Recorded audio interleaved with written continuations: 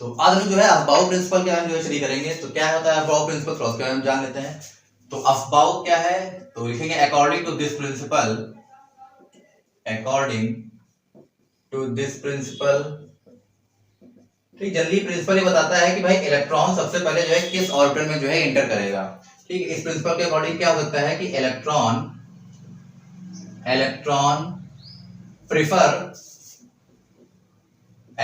Prefer to enter, इसमें enter करेगा in that orbital, electron prefer to enter in that orbital और किसमें inter करेगा, हैविंग द लोवेस्ट एनर्जी, है ना, जिस ऑर्बिटल की एनर्जी क्या होगी सबसे लोवेस्ट होगी उसी में क्या करेगा सबसे पहले इंटर करेगा। Electron prefer to enter in that orbital having the lowest energy, है ना बेटा, किसमें इंटर करेगा, जिसकी लोवेस्ट एनर्जी होगी जिस ऑर्बिटल के सबसे पहले उसमें इंटर करेगा, है ना। जनरली ये बताने की कोशिश करता है कि इलेक्ट्रॉन जो होगा सबसे पहले ऐसे ऑर्बिटल में जाएगा जिसकी एनर्जी क्या होगी सबसे लोवेस्ट होगी, और जब उस ऑर्बिटल का जो मैक्सिमम कोटा होगा इलेक्ट्रॉनों को फिलअप करने का वो फिल हो जाएगा, देन उसके बाद जो है अपने आगे वाले जो है नेक्स्ट ऑर्बिटल में क्या होगा, जाएगा इलेक्ट्रॉन। ठीक है, तो इतनी बात समझ में आई। ठीक, तो इसी में एक और इसकी डेफिनेशन लिख लेते हैं, क्या हो सकती है और करके लिख लीजिएगा। ठीक है, क्या है, the subshell with minimum energy is filled up first and when this obtain maximum quota of electrons then next subshell of higher energy starts filling। ठीक है, इसमें भी वही बात बता रहा है, कह रहा है कि वो सबसे पहले जो है फिलअप होगा जिसकी क्या होगी मिनिमम एनर्जी होगी। देन कब तक भरेगा, जब कह रहा है कि उसका जो मैक्सिमम कोटा है कि उसमें जो है इलेक्ट्रॉन्स कितने फिलअप हो जाएंगे। देन कह रहा है कि उसके बाद जो है उसके नेक्स्ट सबशेल जो होगा जो हाई एनर्जी होगा तब उसको क्या करेगा, फिलअप करना स्टार्ट करेगा। बात समझ में आई। तो ये जो है अफबाउ प्रिंसिपल है कि कैसे जो है उसको जो है डिफाइन करता है ये डिफिनेशन। ठीक है, और तो अफबाउ प्रिंसिपल के अकॉर्डिंग क्या है, ये सीक्वेंस है। क्या सीक्वेंस है कि इस अकॉर्डिंग इस सीक्वेंस जो दिया था साइमन ने दिया था, इसको लोग साइमन एरे भी बोलते हैं। क्या बोलते हैं, SIMMON, साइमन एरे भी बोलते हैं। इसी के अकॉर्डिंग क्या होते हैं कि भाई हम लोग SPDF रूल के अकॉर्डिंग हम लोग क्या करते हैं, इलेक्ट्रॉनिक कॉन्फ़िगरेशन करते हैं। तो क्या रूल था कि भाई पहले जो इलेक्ट्रॉन होगा वो 1s के बाद 2s, फिर उसके बाद 1s 2s, फिर 2p 3s, फिर उसके बाद 3p 4s, then 3d 4p 5s और फिर 4d 5p 6s। ऐसे ही क्या होगा, एक सीक्वेंस होगा भाई। जैसे जैसे ये एरो क्या इसको जो है डायरेक्शन दे रहे हैं वैसे क्या होगा, इलेक्ट्रॉन क्या होते हैं फिलअप करते हैं। बात समझ में आई। चाहे तो आपने एरो बनाया, चाहे तो आप ऐसे इसको जो है स्नेक की तरह जो है लहरा के बना देते हैं, कहीं कहीं जो है बनाया जाता है। ठीक है, तो इसके अकॉर्डिंग मेन क्या है कि आपको सीक्वेंस याद होना चाहिए कि 1s 2s 2p 3s 3p 4s 3d 4p। ऐसे ही क्या होगा, सीक्वेंस के अकॉर्डिंग क्या होगा, आपको इलेक्ट्रॉन्स क्या होंगे ऑर्बिटल्स में फिलअप करने होंगे। बात समझ में आई। ठीक है, तो आप इसे जो है नोट कर लेंगे। तो जल्दी क्या होगा, अभी एक दो आपको एग्जांपल करके दिखाते हैं तो उसमें आपको जो है और क्लियर हो जाएगी कैसे जो है इलेक्ट्रॉनिक कॉन्फ़िगरेशन करना है। बात समझ में, तो नोट कर लीजिएगा। और एक चीज, जैसे अफबाउ की बात करें तो अफबाउ किसी साइंटिस्ट का नाम नहीं है। ठीक, अफबाउ क्या है कि अफबाउ एक जर्मन वर्ड है। कैसा वर्ड बेटा, जर्मन वर्ड है, जर्मन वर्ड जिसका मतलब होता है बिल्डिंग अप। क्या मतलब होता है, बिल्डिंग अप, है ना, किसी चीज को बिल्ड करना। पसंद में आई। और जनरली अगर बात की जाए कि इस प्रिंसिपल को किसने कंपाइल किया है, किसने प्रपोज किया है, तो उनका नाम साइमन है ना, जो साइमन एरे जो हमने बताया। तो साइमन नाम के जो है वैज्ञानिक होंगे, उन्होंने क्या दिया था, इस प्रिंसिपल के बारे में बताया था। तो इतनी बात समझ में आ गई। तो अब हम लोग जो है कुछ देखते हैं। अच्छा, इसमें एक चीज और देख लेते हैं, एग्जाम्पल भी बताएंगे। N+L रूल है ना, तो N+L रूल एक है, छोटा सा रूल है, उसके बाद थोड़ा जान लेते हैं। तो अकॉर्डिंग टू N+L रूल की भाई इलेक्ट्रॉन कहता है कि उस ऑर्बिटल में एंटर करेगा जिसमें N+L की वैल्यू क्या होगी, लो होगी या मिनिमम होगी। ठीक है, चलिए देखते हैं। According to this rule electron prefer to enter in that orbital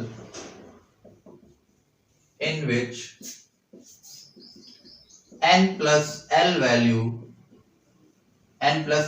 क्या हो, लो अथवा या मिनिमम हो। बात समझ में आई। n प्लस एल की वैल्यू क्या हो, लो या मिनिमम। n प्लस एल वही ये प्रिंसिपल और एजीमेशन क्वांटम की बात हो रही है। तो चलिए एग्जांपल देखते हैं कैसे होगा। जैसे मान लीजिए सेल रूल ने बताया था कि भाई इलेक्ट्रॉन क्या होगा, उस ऑर्बिटल में जाएगा जिसकी क्या होगी, n प्लस एल की वैल्यू लो हो जाएगी। चलिए कुछ एग्जांपल देख लेते हैं। जैसे हम एग्जांपल की बात करें, ठीक है, जैसे 3d दे दिया गया है और 4s है, 3d और 4s है, तो इसमें अगर n प्लस एल की वैल्यू फाइंड करें तो इसमें क्या हो जाएगी, ये हो जाएगा 3 प्लस एल की अगर वैल्यू इसमें फाइंड करें, डी ऑर्बिटल हो जाएगा 3 प्लस 2, ये आ जाएगा 5 आ जाएगा। बात समझ में आई। और इसकी अगर हम बात करें, इसमें अगर n प्लस एल की वैल्यू अगर हम कहें तो इसमें आ जाएगा, ये आ जाएगा 4 प्लस एल कितना हो जाएगा, एल यहाँ पर s ऑर्बिटल 0 हो जाएगा, ठीक है, तो आप निकाल ही लेते होंगे, यहाँ कितना आ जाएगा 4 आ जाएगा। बात समझ में आई। यहाँ कितना आ गया 4 आ गया, यहाँ 5 आ गया। तो हमने बताया था कि भाई जिसकी n प्लस एल की वैल्यू लो होगी, भाई किसकी लो आई है, इस ऑर्बिटल की आई है 4s वाले की, तो इलेक्ट्रॉन क्या होगा, सबसे पहले इसमें भरा जाएगा। ठीक है, तो ये लिख लेते हैं, from the above relation, from the above relation it is clear that n plus l value is low for या minimum low for 4s, so the electron preferred to enter in 4s। ठीक, तो 4s में क्या होगा, वो inter कर जाएगा। बात समझ में आई। ठीक है, अच्छा इसी में एक और है कि अगर मान लीजिए कि n प्लस एल की वैल्यू बराबर हो जाती तब क्या होगा, तो याद रखिएगा अगर इसमें n प्लस एल की वैल्यू मान लीजिए बराबर आ जाती है, ठीक, तो उसमें क्या होगा, इलेक्ट्रॉन उस ऑर्बिटल में जाएगा जिसमें n की वैल्यू क्या होगी, लो होगी। ठीक, तो उसके लिए एग्जांपल देख लेते हैं। ठीक है, इतनी बात समझ में आ गई। वैल्यू इक्वल होती तो क्या होगा, चलिए देखते हैं। क्या है कि if n plus l value are equal, है ना, इक्वल लगा तो क्या होगा, then the electron preferred to enter in which n value, है ना, जिसकी n की वैल्यू क्या होगी, n वैल्यू इज लो या मिनिमम।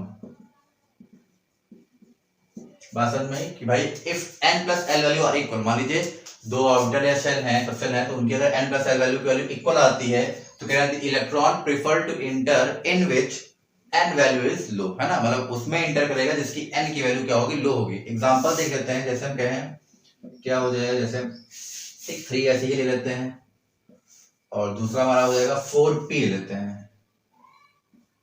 ठीक है, 4p हो जाएगा 3d। ठीक है, 3d और 4p की अगर हम बात कर लें तो इसमें n प्लस एल निकालेंगे तो क्या आ जाएगा, ये आ जाएगा 3 प्लस एल, यहाँ कितना आ जाएगा 2 आ जाएगा, ये आ जाएगा 5, और इसमें भी अगर n प्लस एल निकालेंगे तो क्या आ जाएगा, यहाँ आ जाएगा n कितना 4 हो जाएगा प्लस एल की वैल्यू 1 आ जाएगी, तो ये हमारा कितना हो जाएगा, ये भी 5 आ जाएगा। ठीक है, तो बात समझ में आई कि भाई दोनों की वैल्यू क्या हो गई,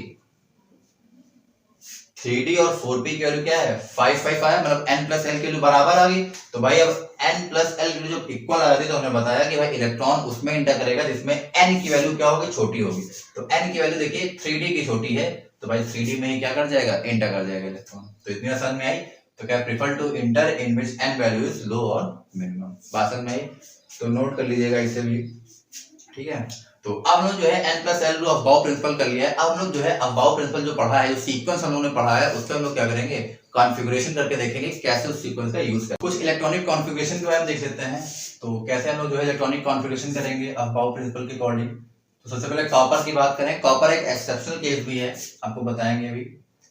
तो कॉपर 29 होता है इसका एटॉमिक नंबर, तो इसका हम लोग कॉन्फ़िगरेशन करेंगे। तो जैसा हम लोगों ने अबाउ प्रिंसिपल पढ़ा कि भाई उसमें सीक्वेंस से क्या होता है, एक सीक्वेंस हम लोग पढ़ा कि साइमन सीक्वेंस पढ़ा था कि कैसे होगा। सबसे पहले जो है इलेक्ट्रॉन किसमें आता है, 1s में, तो 1s2 2s2। ठीक है, वो आपको सीरीज क्या रिमेंबर रखनी है। अगर नहीं भी रिमेंबर करेंगे तो क्या होगा, 10 15 20 जब आप कॉन्फ़िगरेशन कर लेंगे तो खुद ही आपको अपने मन से सीरीज याद हो जाएगी। तो 1s2 2s2 2p6 1s2 2s2 2p6 से आता है 3s2 3p6 1s2 2s2 2p6 3s2 3p6 फिर आता है 3d10 कितने हो गए 6 2 8 10 2 12 6 18 18 10 28 आता है फिर 4s1 आ जाता है। तो 1s2 2s2 2p6 3s2 3p6 3d10 4s1 ठीक याद रखिएगा ये एक एक्सेप्शनल केस है कॉपर का। ठीक जल्दी क्या हो 3d9 और 4s2 होना चाहिए लेकिन इसमें होता क्या है 3d10 और 4s1 होता है। ठीक आपको यही याद रखना है। ठीक है 3d9 या 4s2 नहीं करना है। ठीक दोनों प्रिंसिपल अभी बताएंगे कि क्या क्या एक्सेप्शनल केस होते हैं। तो बात समझ में आ गई कॉपर का हो गया। इसी में अगर हम कॉन्फ़िगरेशन अगर हम कॉपर आयन की बात करें Cu+2 का अगर हम कॉन्फ़िगरेशन करें तो उसमें क्या हो जाएगा तो हो जाएगा 1s2 2s2 2p6 3s2 3p6 और इसमें क्या हो जाएगा दो इलेक्ट्रॉन क्या इसने गिव अप किया है तो ये 4s0 और ये हो जाएगा 3d9 भाई दो निकल गए एक इससे और एक इससे। इतनी बात समझ में आ गई।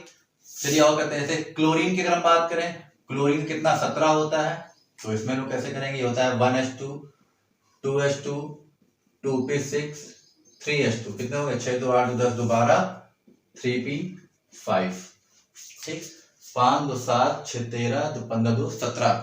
इसी में अगर Cl माइनस आयन की अगर हम कॉन्फ़िगरेशन करना चाहें बेटा क्या हो जाएगा ये हो जाएगा 1s2 2s2 2p6 3s2 और ये हो जाएगा 3p6 है ना। एक इलेक्ट्रॉन क्या है माइनस है इलेक्ट्रॉन क्या है कहीं से टेक किया है तो क्या हो जाएगा 3p6 हो जाएगा। मैग्नीशियम में देख सकते हैं मैग्नीशियम कितना होता है 12 होता है तो इसका क्या हो जाएगा 1s2 2s2 2p6 कितना होगा 6 2 8 10 दोबारा 3s2। इसी में इसके आयन का अगर निकालना होगा Mg+2 का अगर हमें फाइंड करना हो तो क्या हो जाएगा 1s2 2s2 2p6 last orbit से क्या होगा इलेक्ट्रॉन को रिमूव कर देंगे हो जाएगा 3s0 हो जाएगा। तो बात समझ में आई। तो ऐसे हम लोग जो है और भी जो है जितने कॉन्फ़िगरेशन आएंगे उनका हम लोग आसानी से क्या कर सकते हैं इलेक्ट्रॉनिक कॉन्फ़िगरेशन कर सकते हैं। ठीक है आपको एसपीडीएफ रूल से ही करना होगा। और इसमें कुछ एक्सेप्शनल केस हैं जैसे कॉपर में बताया कॉपर का है और भी है जैसे क्रोमियम है मोलिब्डेनम है तो ये सब क्या है एक्सेप्शनल केसेस है तो उनके बारे में हम लोग जो है देखेंगे। तो इतनी समझ में आई उसे तो एक्सेप्शन ऑफ गाउस रूल क्या क्या है चलिए देखते हैं। तो सबसे पहला है कि बताया कि 1 और 2 electron inter into 5d subshell before entering into 4f subshell. कह रहा है कि एक या दो इलेक्ट्रॉन क्या होता है 5d सबशेल में क्या होता है इंटर कर जाते हैं before entering into 4f subshell मतलब 4f सबशेल में जाना चाहिए लेकिन उससे पहले क्या होता है 5d सबशेल में चले जाते हैं। वैसे इसमें भी ये होता है कि enter into 6d subshell before entering into 5f subshell की कह रहा है कि एक electron enter into 6d subshell में इससे पहले before entering into 5f subshell है ना। कह रहा है 5f सबशेल में एंटर होने से पहले ही क्या होते हैं 6d सबशेल में एंटर कर जाते हैं। तो कुछ एक्सेप्शनल केस हैं चलिए कौन कौन से एक्सेप्शंस होते हैं उनके बारे में देख लेते हैं। तो यहाँ पर लिखा है क्रोमियम की अगर हम बात करें तो क्रोमियम का हम लोग क्या ये एक्सपेक्ट करते हैं कि 3d4 और 4s2 होना चाहिए। भाई जैसे हम लोगों ने n+l रूल ऑफ बाउल पढ़ा कि भाई लोवेस्ट एनर्जी जिसकी होगी भाई उसी में सबसे पहले क्या होगा इलेक्ट्रॉन एंटर करेगा लेकिन एक्चुअल में क्या होगा ये ना होके ये होता है 3d5 4s1 होता है। ठीक है वैसे कॉपर में भी क्या होता है कॉपर में 4d4 5s2 क्या होता है सॉरी 3d9 और 4s2 क्या होता है एक्सपेक्ट किया जाता है कि ऐसा होना चाहिए 3d9 4 लेकिन होता क्या है 3d10 4s1 होता है। ठीक कॉपर भी क्या है एक्सपेक्टेशन जैसा उन्होंने जो है किया था कॉपर का। मॉलिब्डेनम एमओ क्या होता है मॉलिब्डेनम होता है इसमें क्या होता है भाई 4d4 और 5s2 होना चाहिए लेकिन होता क्या है 4d5 5s1 होता है। वैसे पैलेडियम में भी होता है कि भाई 4d8 और 5s2 होना चाहिए लेकिन होता क्या है 4d10 और 5s0 होता है। ठीक है फिर सिल्वर की अगर हम बात करें तो इसमें क्या होना चाहिए इसमें भाई 4d9 5s2 होना चाहिए एक्सपेक्टेड लेकिन होता क्या है 4d10 5s1। और अगर गोल्ड की बात करें तो इसमें क्या होना चाहिए 4f14 5d9 और 6s2 होना चाहिए लेकिन बेटा होता क्या है 4f14 5d10 और 6x1।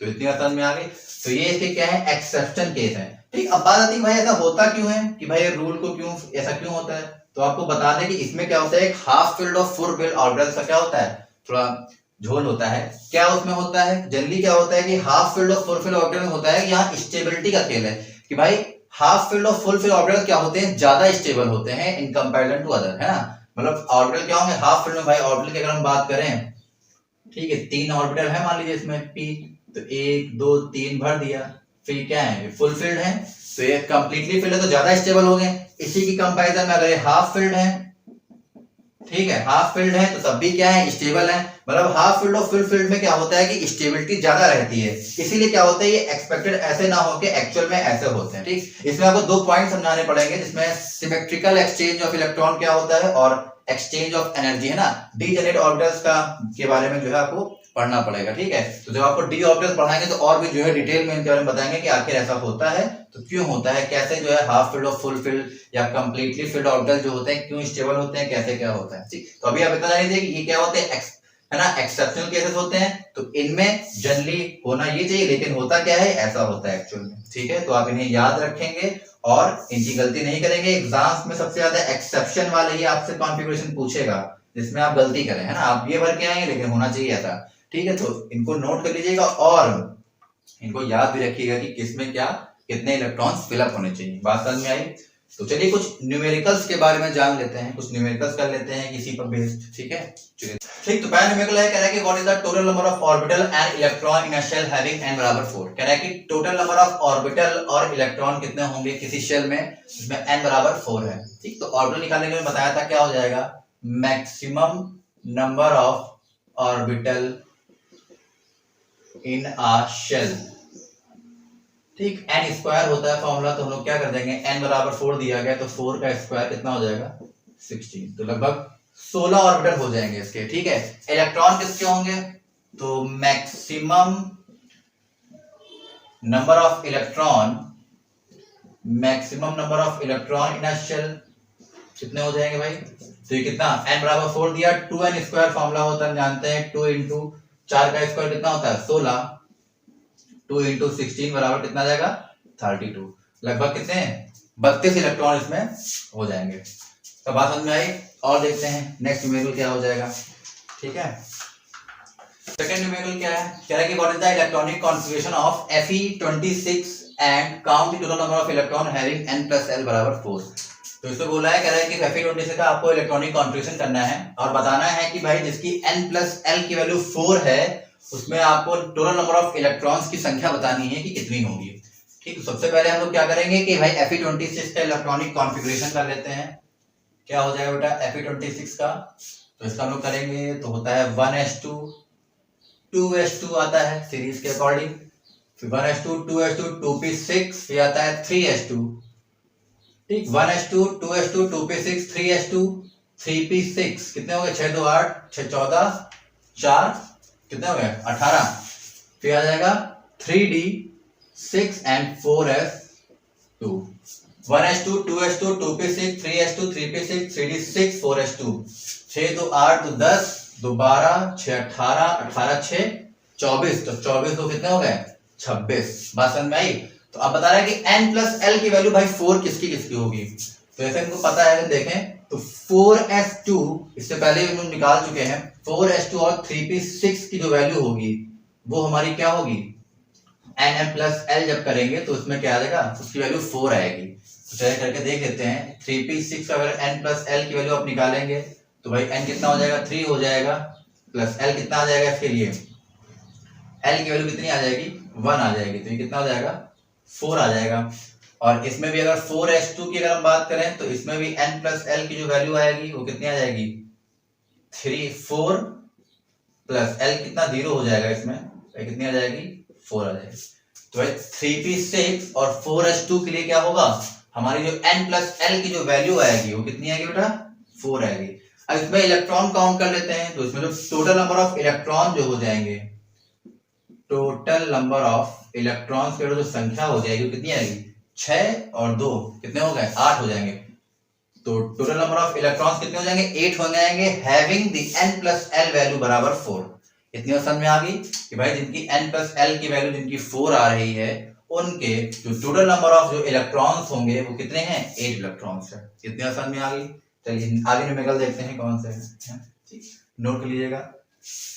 नेक्स्ट न्यूमेरिकल है वो क्या कह रहा है, क्वेश्चन नंबर 3 कह रहा है कि give the orbital angular momentum of the following है ना, कह रहा है कि इनका ऑर्बिटल एंगुलर मोमेंटम बताना है। क्या बताना है? Orbital angular momentum.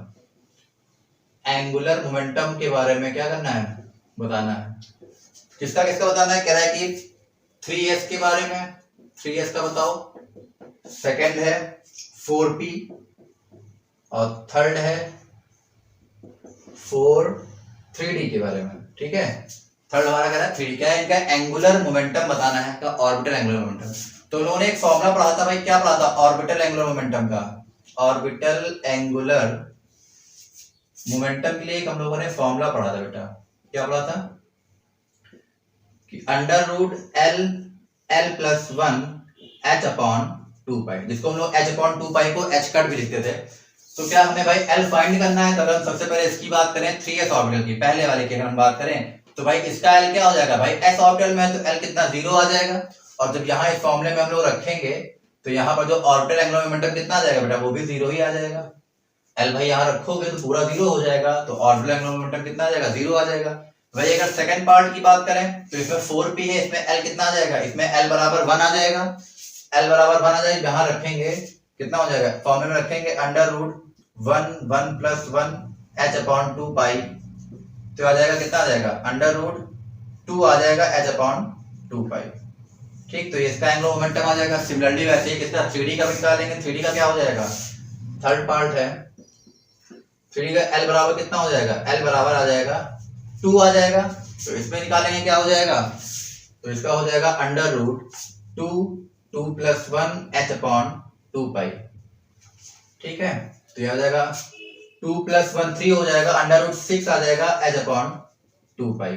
तो ये इसका एंगुलर मोमेंटम हो जाएगा। बात समझे? काफी सिंपल सा है, आपको जो है फॉर्मूला याद रखना है और l की वैल्यू आप क्या करने आसानी से फाइंड कर लेंगे कि भाई l क्या होगा? भाई s के लिए 0 होता है, p के लिए l बराबर 1 है और d के लिए l बराबर 2 होता है। बात समझ में आ गई? ठीक है, नोट कर लीजिएगा इसे।